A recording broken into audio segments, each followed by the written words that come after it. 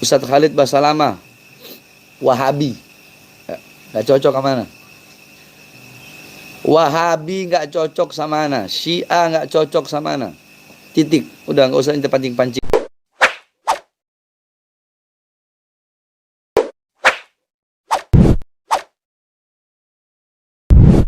Alhamdulillahi Rabbil Alamin.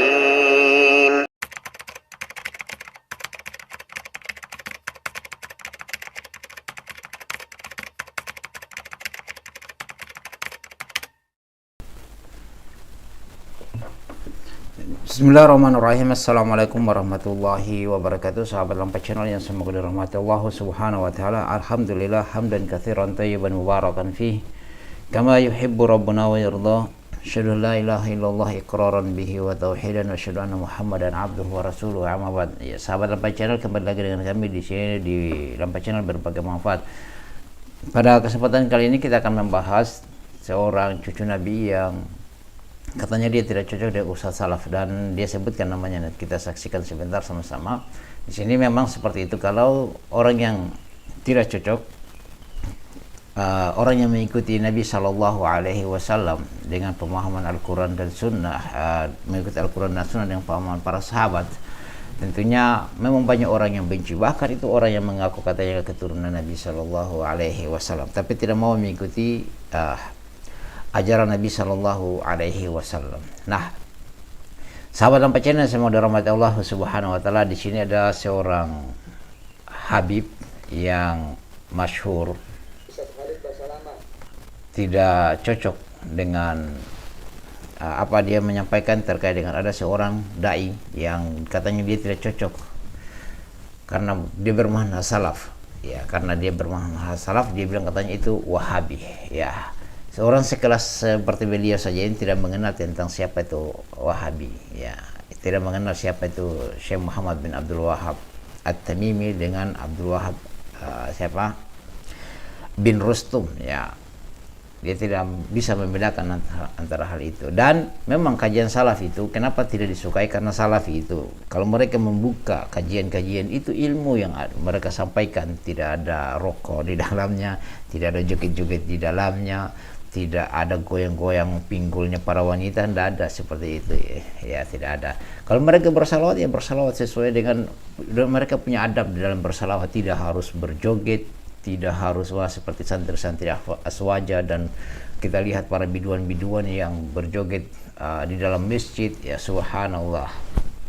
Dan perayaan-perayaan bid'ah yang di dalamnya katanya maulid Nabi, cinta kepada Nabi Shallallahu Alaihi Wasallam, tetapi perayaannya, tapi perlakuannya di situ ya wanita yang joget-joget. Subhanallah, bagaimana mau mendapatkan keberkahan cinta kepada Nabi tapi melakukan hal-hal yang dibenci oleh Nabi Shallallahu Alaihi Wasallam dan dimurkai oleh Allah Subhanahu Wa Taala. Ayo di sini sahabat Lampai Channel, antum saksikan ya, kurang lebih 22 detik yang kita akan bahas videonya, dan mungkin video ini antum sudah saksikan, sudah pernah lihat, tapi kita bahas di sini. Ayo kita sama-sama menyaksikan. Ustadz Khalid Basalamah, Wahabi, nggak cocok sama mana? Wahabi nggak cocok sama mana? Syiah nggak cocok sama mana? Titik. Udah, nggak usah ente pancing-pancingan lagi. Ustadz Wahabi, Ustadz Syiah nggak cocok sama mana? Kita Ahlus Sunnah wal Jamaah. Ya, itu sahabat Lampai Channel, bagaimana tanggapannya antum? Kita bahas video singkat ini ya, kita akan bahas, dan antum kita berdiskusi di sini bukan mencari siapa yang salah siapa yang benar, tetapi kita melihat ketika menjudge seseorang tidak kesesuaian dengannya, apa permasalahan di situ sebenarnya.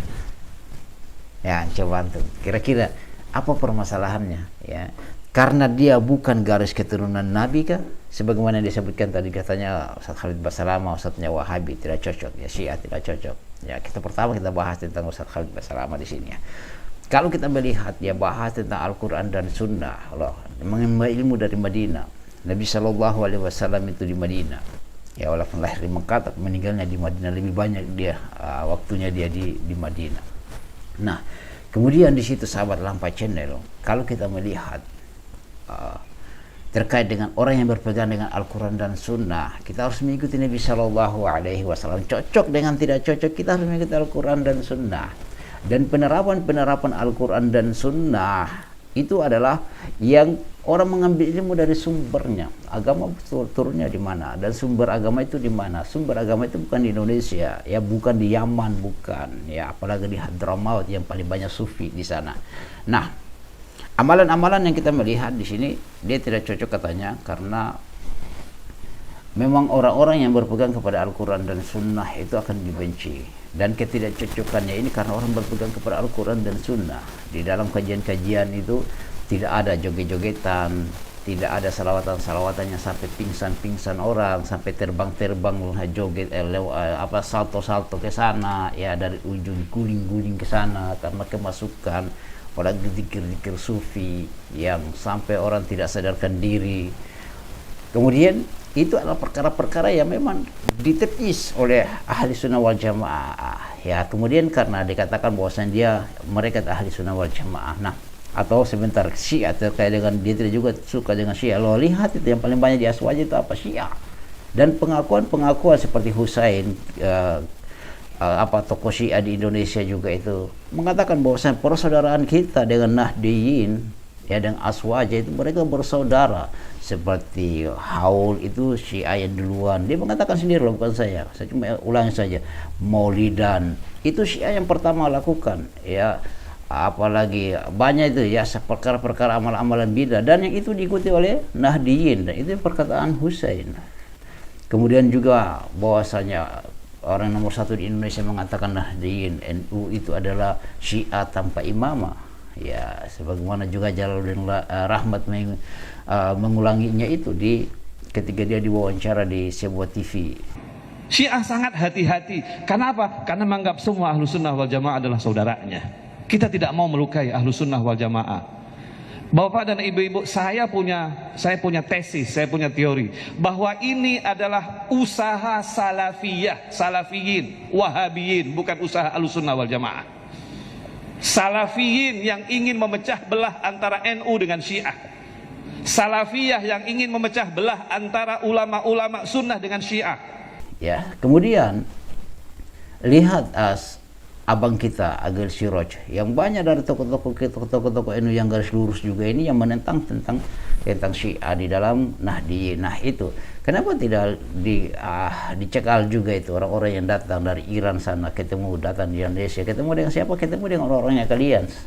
Nah kemudian karena tidak cocok, karena dia bukan ahli sunnah wal jamaah, mereka mengaku ahli sunnah, cuma mereka saja yang ahli sunnah, yang menuduh itu salafi mengaku lebih paling benar ahli sunnah wal jamaah. Loh, ini buktinya bahwa saja mereka yang menuduh mengklaim bahwa saja hanya mereka ahli sunnah wal jamaah.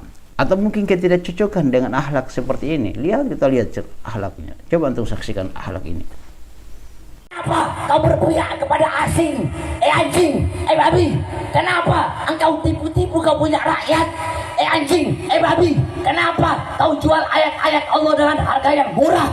Anjing, babi. Kenapa kau jual ayat, kau jual hadis untuk kepentingan perutmu? Anjing, babi. Kenapa kau pakai sorban tapi engkau berdiri di pintu-pintu pejabat, di pintu-pintu pemerintah?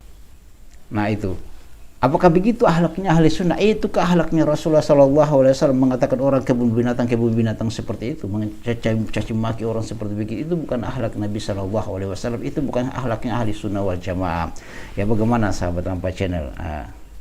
Karena ketidakcocokan seperti itu, ya ketidakcocokan karena di dalamnya itu banyak bidah-bidah. Di salafi itu tidak ada perkara bidah-bidah yang diajarkan, diluruskan, menjelaskan tentang ilmu. Tidak ada joget-joget dalam majelis mereka. Kalau di majelisnya di sebelah itu ada joget-jogetan, ada salawatan-salawatan, ada salawatan-salawatan yang sampai orang kita lihatlah, subhanallah. Kalau orang bersalawat ya bersalawatlah. Nabi SAW itu Nabi SAW sudah sebutkan orang yang bersalawatnya 10 kali, sekali akan ganjaran dari Allah Subhanahu wa taala memang sudah jelas. Tapi salawatnya bagaimana yang punya penghargaan kepada Nabi SAW, bukan goyang-goyang kepala, harus digoyang pantat, apa di panggung dan segalanya. Itu bukan salawat yang diajarkan, tidak benar salawat-salawat seperti begitu. Salawat yang itu punya adab kepada Nabi Shallallahu Alaihi Wasallam, dan kita berzikir juga punya adab kepada Allah Subhanahu Wa Taala. Ya, demikian sahabat Lampu Channel, semoga bermanfaat. Subhanakallah bihamdik, syadun la ilaha illa anta astaghfiruka wa atubu ilaik. Assalamualaikum warahmatullahi wabarakatuh.